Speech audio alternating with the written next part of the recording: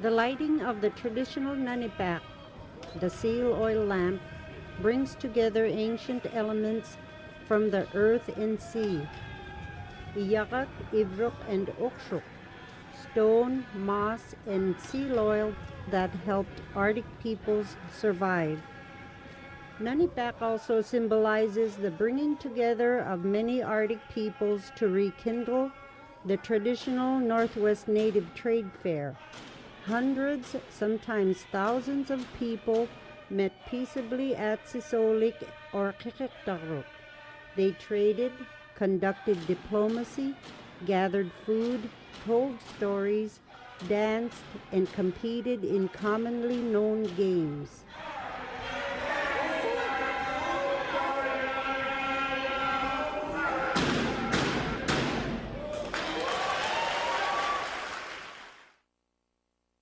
Katitqiglugligput, Quyanaqtuq.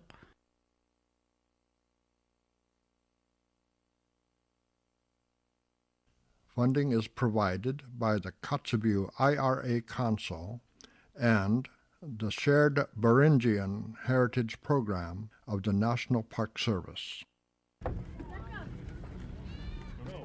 Trade fair games involved almost every part of the body and required skill, strength, agility, endurance, and sometimes pain. They reflected the daily lives of Arctic hunting peoples.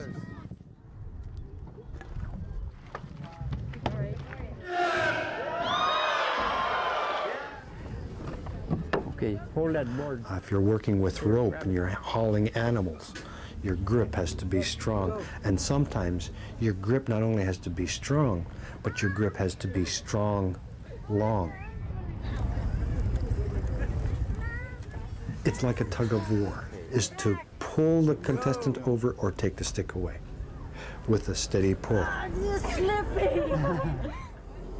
Well, if you started with your hands on the inside, the next pull, your hands are on the outside. But it's a coordination of strength. You're pushing on your feet, you're pulling with your arms, you're working your back, and equally important, you're maintaining your grip on that stick. Okay. The winner of the contest is that person who wins 2 out of 3.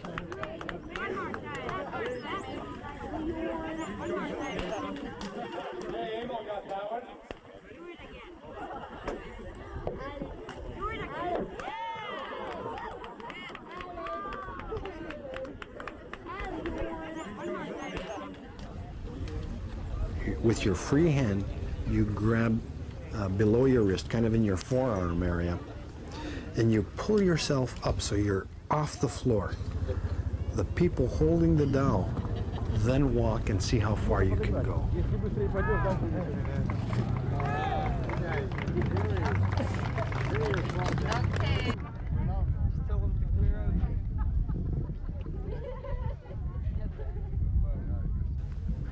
And there are times when you twist and turn on that, if it's not even, your skin around your wrist will get pinched. So you have to endure that kind of pain. And the winner is that person who's able to go the greatest distance.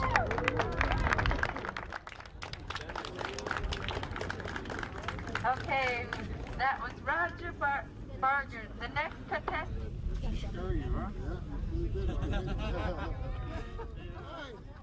8, 7, 6, 5, 4. The ability to fillet a fish with a lulu or a knife. It's a real, I think, testament to their ability to put up a lot of fish in a very short period of time if necessary. In such a way that the tail is still attached, but it's filleted on both sides, hung, and then cut with little slits so that when you put it on the drying rack, it maximizes the air's ability to dry the fish.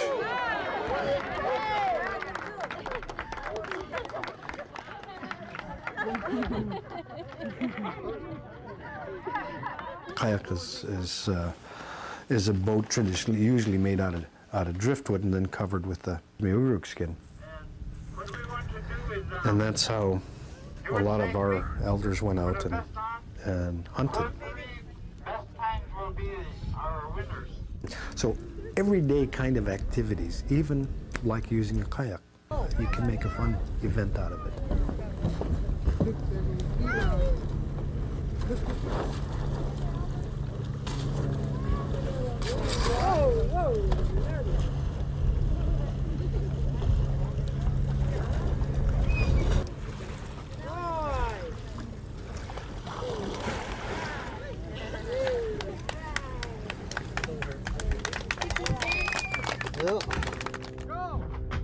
We like to have fun in those kayaks and have races, just to see how well somebody could do.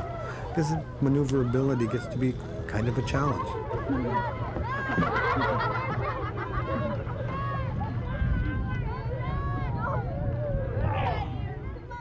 A seal hooking contest is a demonstration of developing a skill that when you kill an animal, whether it's a muskrat, whether it's a floating duck in a lake, or a seal on ice, or a seal in the water, that you have the ability, the accuracy to throw your hook, the distance to the target,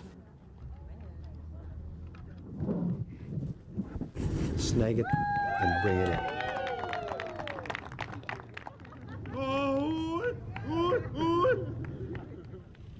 But it's about retrieving the food that you're trying to bring back home.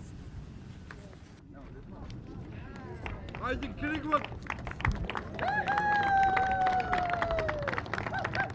sure you tie it down there.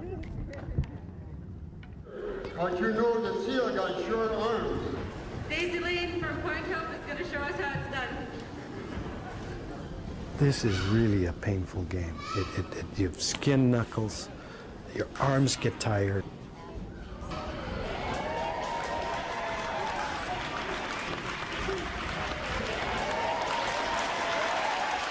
A person gets down on their hands and toes in a position on their knuckles and on their toes in like a midway push-up position. And then you begin to hop only on your knuckles and toes. There you go. That's what And I'm your calling. body must stay in a prone position.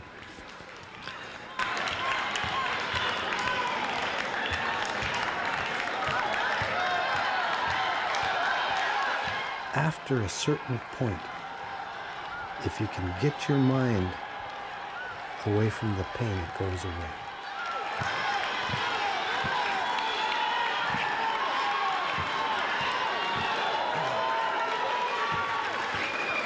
That's it over here. That's what I'm calling from Levantia, Russia. Okay, and what you need to do here, your legs are gonna go one, and then when you go, you're gonna try and lock low, and then flip the other person over. Okay, the object is to flip them over. And one of the tricks on this is to make sure your body is straight. 1, 2, 3, go. Okay, now switch sides. Yeah. Is ready? Here, the winner is Okay, the 1, person who can get 2 out 2. of 3. 3, go. Okay, now go back to the go. Okay, go. Go. Okay. Now you guys can lock your arms like this all the way to the elbow. And then what you're gonna do is gonna be like a tug of war.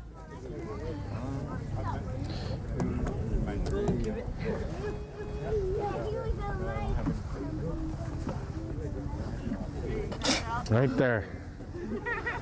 Okay. Now Danny's gonna tell you 1, 2, 3, go. You know, a long time ago when the men used to go out and they'd be hunting, you knew they had to be tough, right? Okay, right here. But the women would get left at home to take care not only of the kids, but all of the stuff around the house. They'd even hunt stuff and snare and trap close to the house, pack the wood and all that. They had to be tough too, and they would play these games. Sometimes the men would bring back lots. Couple goodie sacks full, Donnie. 1, 2, 3, go! Yeah, they gotta pluck as fast as they can. All the feathers. All the feathers. How fast can you pluck a duck but make it clean? All the feathers. Removing the down, enduring the little kumuks that might be on there, you know, the little fleas that might be on there, and not screaming and jumping and hollering, but getting through that, being efficient, being fast, knowing that you're going to feed somebody with this. Would make their fire and then start making their... Look at this guy. Yay! You can't leave feathers on him. Yours too, look at yours. Hers was cleaner.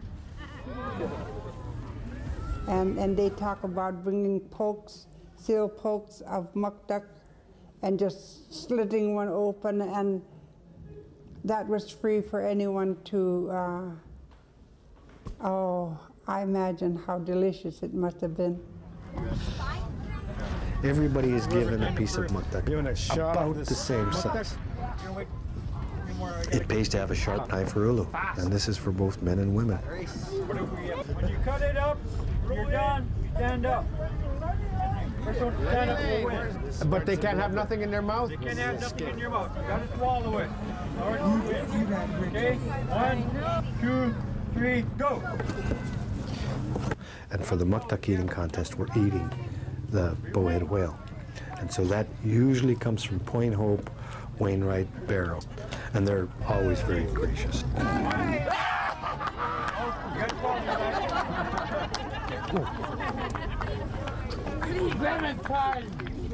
Wait, you're not done. Stay down. They have empty mouth. Hurry up, you guys. Don't make me embarrassed. What's your name? Well, chill. Quick food at camp has always been important. Nowadays, donuts are a favorite.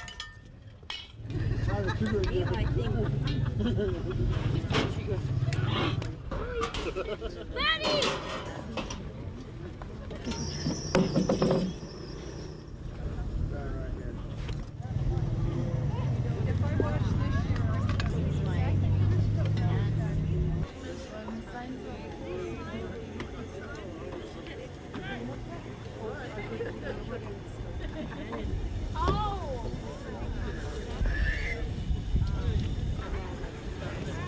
Flour ensured everything was donated by the hospital, so the patients will benefit from that by having the donut.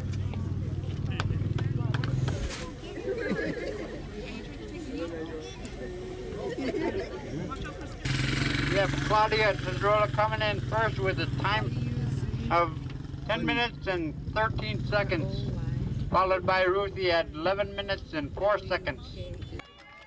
And the muskrat in the springtime is a very important, not only for our diets, but it's fur. Just turn inside out towards the head. Get the ears, the eyes, and then all the way over to the mouth. It'll still stay in one piece. And you have to be able to skin the muskrat knowing that it's going to be used for clothing. So you don't want to put any holes in it, and you want to do it quickly. And the person who can do it, who can skin the muskrat the cleanest and quickest, generally is the person who will win. That he was skinning muskrat since he was 12 years old, and we have Pete Henry.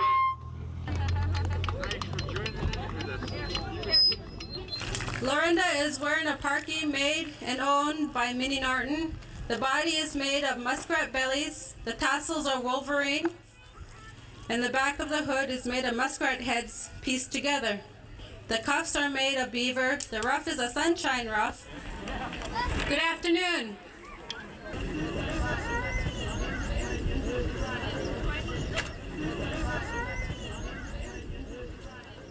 The skin sewing and clothing skills are displayed in a fashion show. And so what you see now are cloth designs as well as fur designs, traditional and contemporary clothing, and generally a beautiful display of especially our women's ability to make beautiful clothing for their families and for themselves. And cups are weird.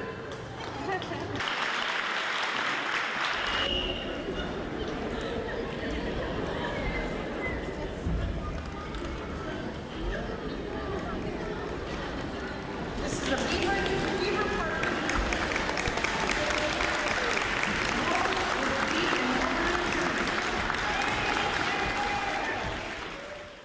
The Miss Arctic Circle contest, they have to be able to display through a form of talent their knowledge of their culture. The next day the ladies would skin the muskrat and they put it on the pelt stretcher to dry for about 4 to 6 days.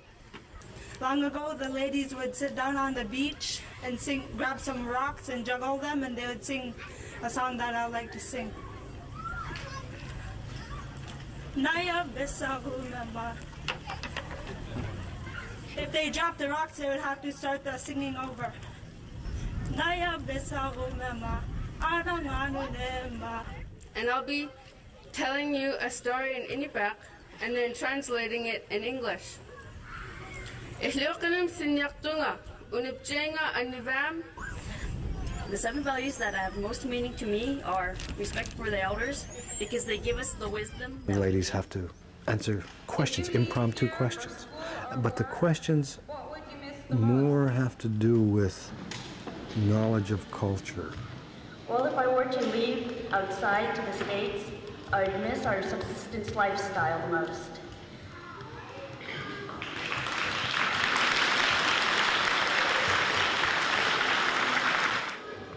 If aliens landed in Kotzebue, what would you like to tell them about us?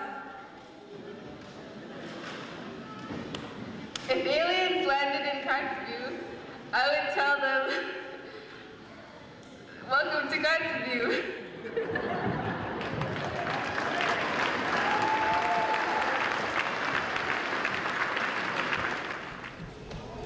Miss Arctic Circle 1996, Katitqiglugligput.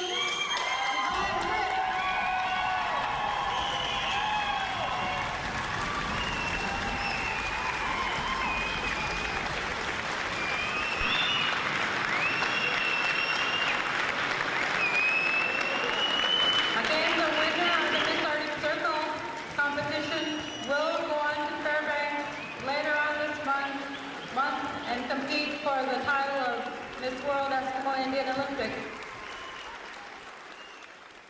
1, 2, 3, go. Yeah, all right. Miss Arctic Circle. And now for Miss Teen. 1, 2, 3, and go.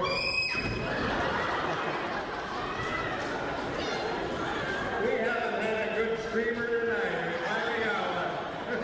All right. The blanket toss has its roots in sacred ceremony for hunters to shed oil and blood from the season's whaling harvest. But we're going to need lots of help. We're going to have the women's competition for the... A new whaling captain catches his first whale.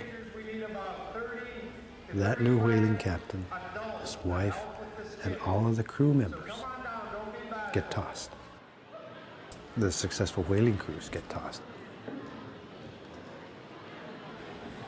Is that if a woman between whaling seasons gives birth to a boy, they will generally get on the skin with gifts.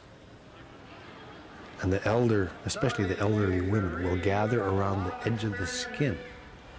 And as that person is tossed, she will throw those gifts to the elders This is in hopes that that young boy will grow up to be a successful whaler or be part of a whaling crew. All right. 1, 2, 3, go! All right. There's 3 chances for each contestant. 1, 2, 3, go! Yep. Tighten it up. 1, 2, 3, get!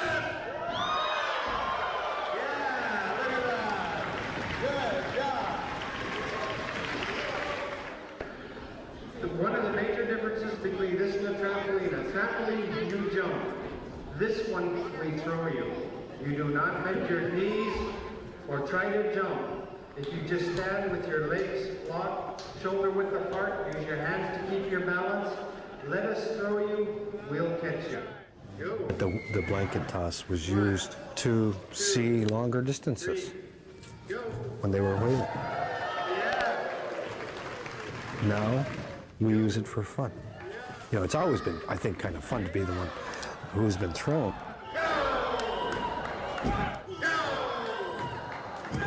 We do this now in a competitive forum, and people are judged basically on their height, their form, their ability to keep their balance.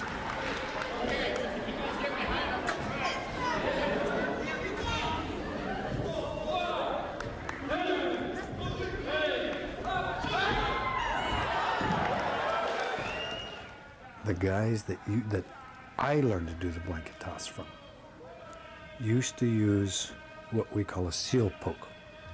So just kind of like doing a jump rope with a seal poke when you're up in the air. Okay, pullers, thank you. A job well done.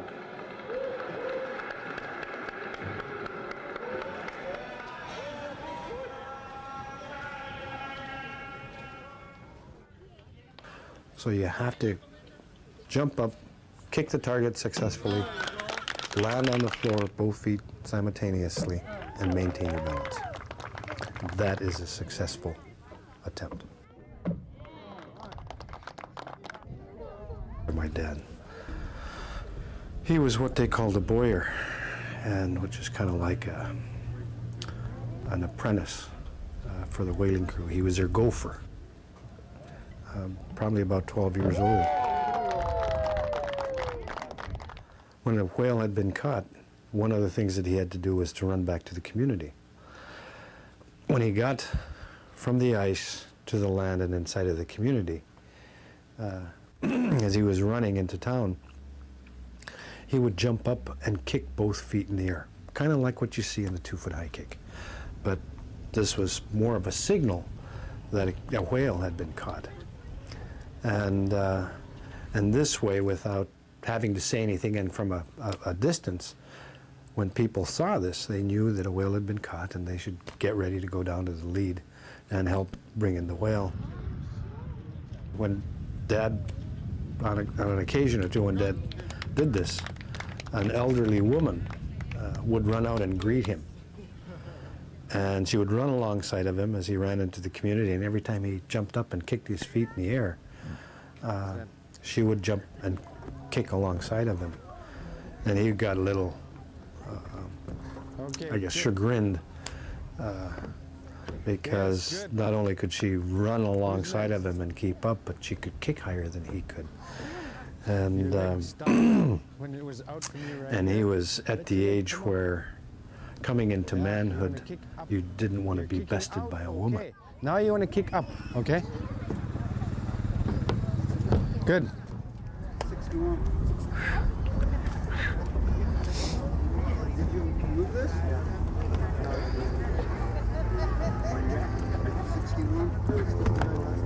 David got it. Yes. You don't have to kick it hard. Yeah, he got it on his first attempt. So did Calvin. Calvin must be getting serious, so he took off his cap. Better. Better, because you let it kick out. Just practice that.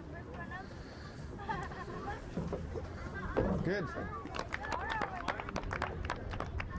Okay. aglan Terpun korala tavara anakto di kangit temani aglan inuwe chule pilgunit nan mako sit kumiraka hamneliwit na temayak makilun tawang tutakatodit anaktodit waudamitira kenyaktaneliwit tema totung ne chakto dubluak totung naktil lagaj akrajar luwatamna aglan totung na paktot tema makap loa chet kut. I like to see it play different games in the way it was played, to show the actual way it's done, even for demonstration purposes. Supervised by Truman or someone like myself who've seen these games. I would like to see that. Inupiaq traditional games are now part of international competition. Elders continue to demonstrate other games that are less frequently seen. Traditions, knowledge, and connections were renewed and shared by peoples from Chukotka, St. Lawrence Island, and Northwest Alaska during the 1996 trade fair. Many traditional skills and stories are still being passed on. Dances are being relearned from those who kept traditions alive. The traditions of the Northwest Native Trade Fair continue. Katitqiglugligput, Quyanaqtuq. Funding is provided by the Kotzebue IRA Council and the Shared Beringian Heritage Program of the National Park Service.